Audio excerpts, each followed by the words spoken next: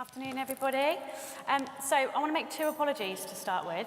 First of all, I know I've got you all after lunch, so you're probably tired, sleepy. And the second apology I've got is that I'm going to be talking about data and how to measure success in your in-house team. So probably not the most riveting subject, but hopefully a subject that you've all got some interest in. Apologies, I know you can't see that. So a couple of the points I just want to talk through today. I'm going to give you a really potted history about our journey at npower so far, the importance of measuring success in an in-house team, identifying what and how to measure, the who, where and what is impacting experiences within your brand, how to start using insights to influence internally, and then also what success looks like, particularly for us.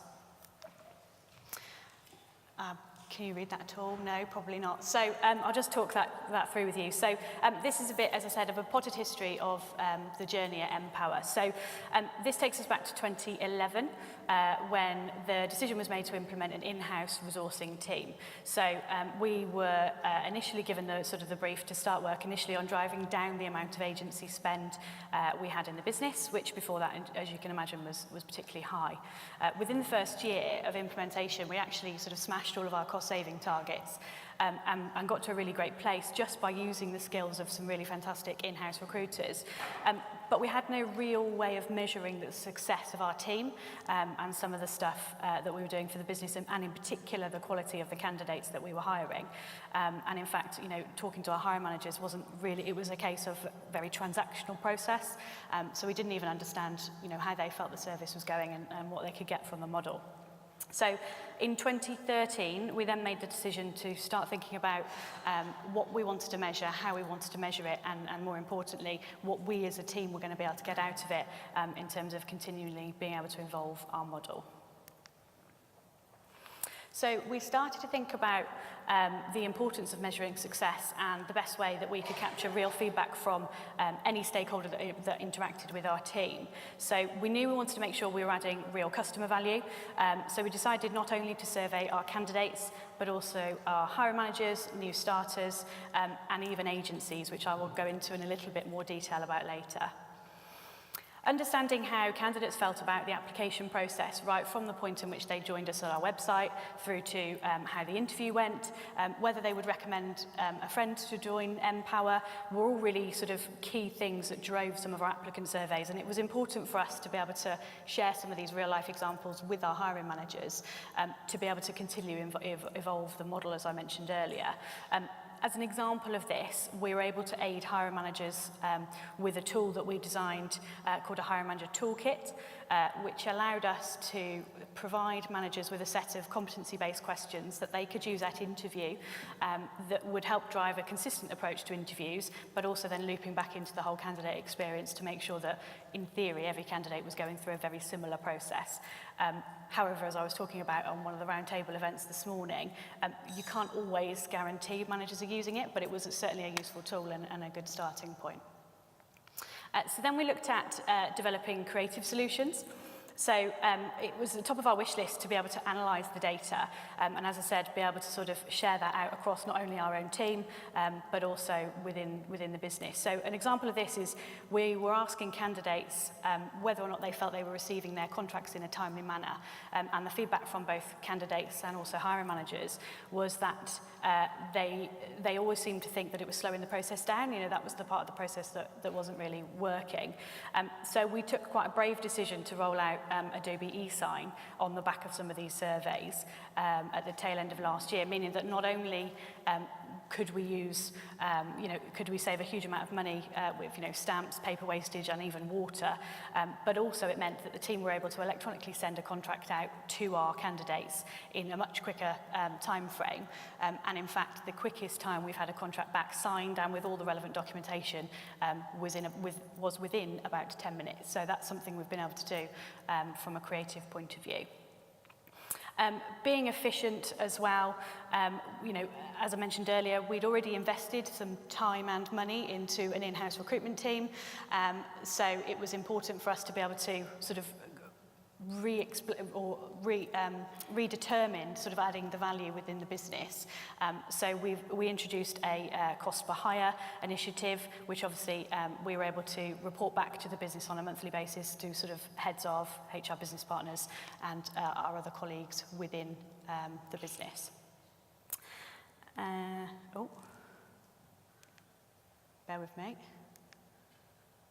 And then creating a winning culture. So not only was it important for us to be able to sort of feed back to the business about all of these, measures and KPIs, but it was really important for our team to understand sort of what good looks like. And we started to introduce some of the individual KPIs and also team KPIs, so they had a feel of sort of how they were doing against each other and also, within our wider team, but also, as I say, driving that feedback into the business to be able to have some valuable conversations about some of the feedback and in fact, some of the anecdotal stuff that's come in directly from candidates as an example. And then the Go Digital. So by using SurveyMonkey, we were able to create a wide range of different surveys.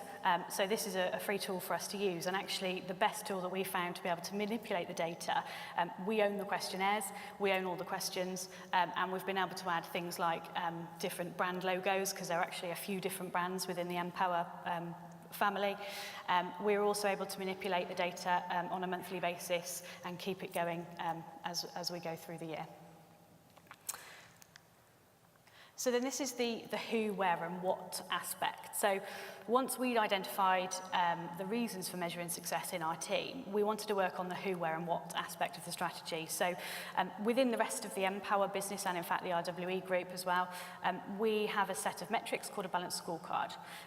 The reason we use a balanced scorecard is because it's particularly important for us to get a balanced view across all of our aspects of the business. And in our example, it's just as important to us as to how much money we're saving, to how the business perceive our service, to the type of direct candidates we're getting in and how they're succeeding in the business. So we had a pre-existing foundation in place, which then allowed us to set up the 3 pillars that you can hopefully see here.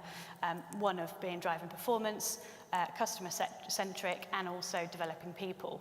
So by using those foundations, we were then able to design a set of metrics and measures that we would use on a monthly or sometimes quarterly basis, depending on the need, to be able to measure our success and understand how regularly we needed to do this. So the first one I will talk about is the cost saving, as I mentioned earlier. So I won't spend too much time on that, but that in essence was sat in our driving performance pillar. It was important for us to show this as a direct hire method. So we work this out in percentage terms. So the amount of roles our teams recruit for, what percentage of those roles they then fill directly themselves. We then have, that's the direct hire ratio. The cost saving, as I said, was the saving to the business. So that's calculated on how much money we have saved the business had we used agencies. We work it out from that point of view. We then looked at time to offer, so the time in which the candidate has started the process with us right up until the point in which we've made the offer. We made the decision to take out the element of sort of the contract and onboarding piece, because as I mentioned earlier, that was a bit tricky to start with, albeit now that's obviously a lot quicker because of eSign, which is great. Then we had the 3-month quality of hire. So this was really the start of the important element of understanding metrics for us, because it wasn't just about cost saving, it wasn't just about how quickly my team were recruiting, and it wasn't just about the direct candidates we were attracting. It was about the quality of the people we're getting in. That's really, ultimately that's the important part. So we made a decision that at 3 months into the business, the hiring manager would receive a survey from us as a team to say, this person has been with you 3 months. How do they fare against your expectations? How do they sit against the critical behaviours that we have in the business? Some of the sort of values that you'd expect them to be working towards, and really get a feel of how that person's doing, as well as understanding the tools and techniques that that manager used during the interview process, because then we can feed that back to our sort of day job to understand, well, if they're not quite succeeding 3 months on, is it something about the tools and techniques that we're aiding the hiring managers with that's preventing them from making a better hire? So then moving on to customer-centric, this is where most of our what we're calling voice of surveys came from. We started off with the voice of the customer, because that felt like the most obvious one, and trying to understand how the business felt we were doing, and that's everything from how they interacted with the resourcing specialist to how well the advert was written, how much communication they had, and also in essence, did we deliver a service for them and did we provide them with a solution? Similarly, we sort of echoed that with the voice of the applicant. We made the decision to do this for both internal and external candidates. So regardless of the sort of process the candidate has gone through, they were still getting a survey. And actually, this is where the timing of these surveys became apparent. Rather than doing the surveys at the end of every month, we actually made the decision to do them at the 16th of every month, because that meant that it was a consistent date every month, and obviously then the team and the business know what to expect in terms of our reporting packs that I mentioned. But also it meant that regardless of what stage an applicant was at in our process, they would get a survey. So quite controversially, that meant that you could have had a candidate that had just got into the CV application stage, or you might have a candidate that's just waiting for interview feedback. So potentially could have opened us up to a lot of chasers and wanting feedback and what have you, but actually it settled. It was busy to start with, but it settled. And it just meant that it was a real picture of how candidates felt the process was going, whether they'd been successful or not, and we found real value in that survey in particular. So moving on then to voice of the joiner. So this is sort of the end process for us in terms of the candidate journey. And this is where we looked at, once the candidate has started, within their first 4 weeks of joining us, they get a survey from us to say, welcome on board, how's it going?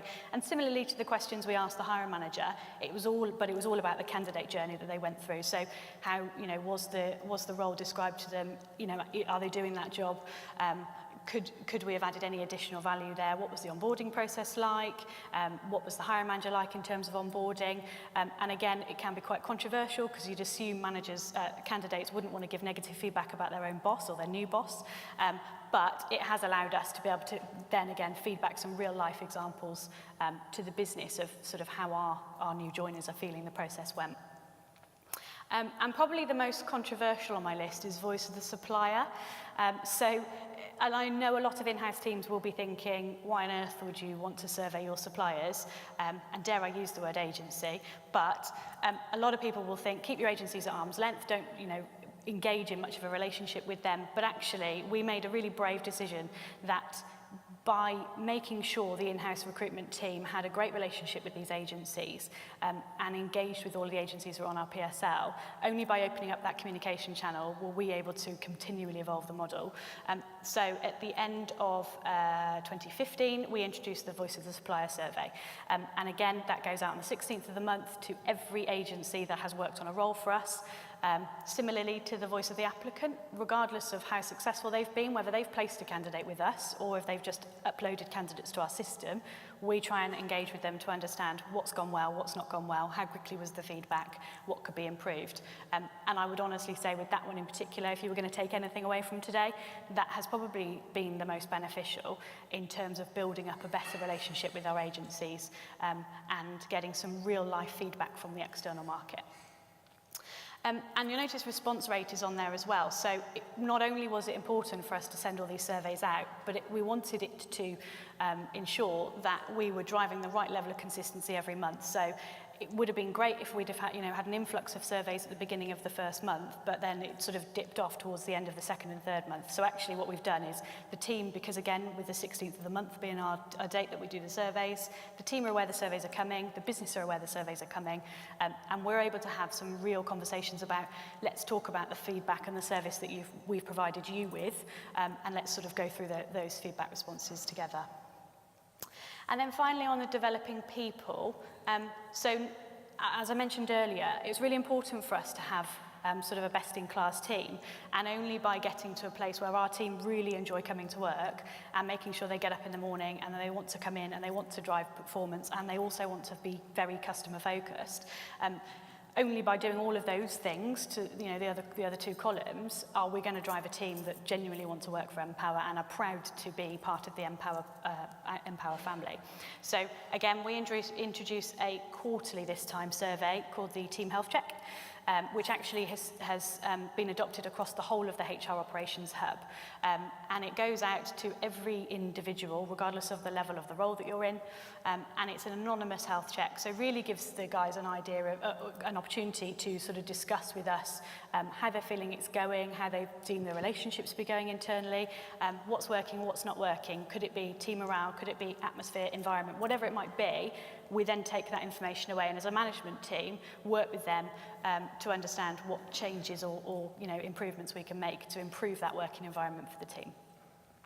And similarly with our peer-to-peer. So more recently we have started to fade away from this, but we sort of designed it at the beginning of the model back in 2011 because it was quite important when we were adapting a new model into HR that the other teams, so projects, local HR, business partners, etc., were all sort of on board with what we were trying to achieve. So we implemented this, and again, this goes out to them quarterly to understand how they think we're doing as a team. Are the resourcing team good role models? Do they add value? Do you understand the level of the service that they provide? And again, this has been crucial to be able to sort of bring that whole HR operations hub together.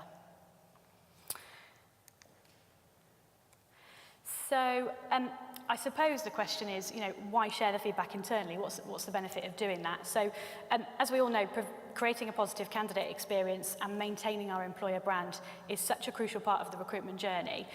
So why wouldn't you want to share this information with hiring managers and also, and feed it back to the business and any stakeholders that interact with our team? So we found that sharing feedback internally, particularly a useful mechanism to be able to have those valuable discussions, and so managers in particular can maintain a consistent approach at interview, and how much a poor experience at interview can impact both candidate experience and also the employee brand. So feedback is also a really useful measure within the team. As I mentioned earlier, it's that what good looks like for our team. So they understand what they're striving for. They understand the gaps in the market, and also because they all have a business area themselves, they're able to identify trends and patterns in some of the feedback to be able to sort of have some genuine real-life conversations. And albeit some of those conversations can be difficult, I mentioned this morning at the roundtable event that we've had some feedback recently that I don't want to admit to, but I will, that talked about a candidate coming in for an interview with us who said that the hiring manager was still eating when they entered the interview. They'd just been finishing off some lunch. They hadn't booked a meeting room, so they got kicked out. They had to use another one. They kept them waiting in reception, that that weren't apologising for the things that they should be apologising for, all the things that you cringe as a resourcing team and think, I really hope that isn't happening.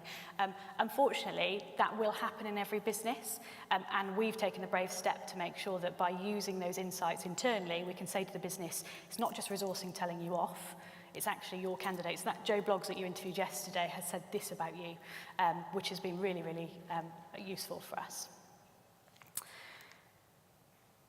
And then sort of what does success look like? So after building a strategy of measuring success and rolling this out, we started, as I mentioned earlier, with no real way of measuring success. We've now got to a place where we've got a full suite of KPIs, and we continue to evolve and improve the way in which we do things. It's been important for us to track the progress within the team.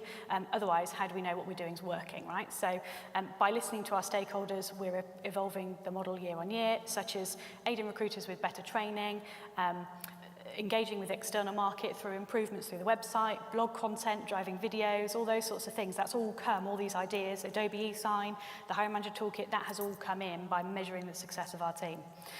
So I thought I'd finish just by giving you an idea of some of the measures we started with in terms of the targets we set ourselves, and then some of the real life results that we've had. So as an example, the direct hire ratio target we set ourselves was 75%, and year to date our highest score so far has been 93. So as you can see, we're already overachieving that, and that we've continued to sort of move the milestones each year. Cost saving, as I mentioned, we gave ourselves a target of 2.1 million direct hire, and we actually year to date have been saving over 6 million year on year. Quality of hire, so this was the 3-month survey that went out to candidates after, hiring managers after they started. We've given ourselves an 80% target, and year to date the highest score we've received for that is 94. Voice of the supplier, and this, as I said, was the most interesting, controversial, whatever you want to deem it. But the target we set ourselves for that was 75%, and year to date, the highest score we've had for that is 100%. So hopefully you can see, but just by surveying those the agencies, we're able to get some real feedback about how they feel the service is going. And then similarly with voice of the customer, so the hiring managers, we've gone from a target of 75% to most recently we had a 96% response rate, and also voice of the applicant, that's also a 75% target, and year to date our success rate is 98%. So I hope that just gives you a bit of an idea of how to measure success, why it's important, what it looks like. The one thing I would stress is just try and be selective with A, the people you're targeting, B, how often you do these surveys, because the last thing you want is death by survey.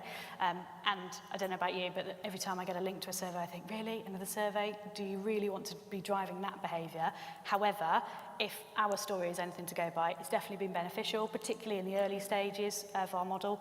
And I would recommend anybody picking up the idea and rolling with it. Any questions? Thank you very much. You're welcome.